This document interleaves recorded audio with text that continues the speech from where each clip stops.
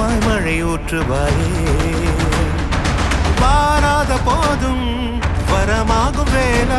வேல் நெடுங்கடி அம்மன் அந்த வேலை வாங்கணும்னே செப்பு திருமேனி அப்படியே வியர்க்குங்க. அது வரைக்கும் உக்கிரமா இருக்க மாட்டார்.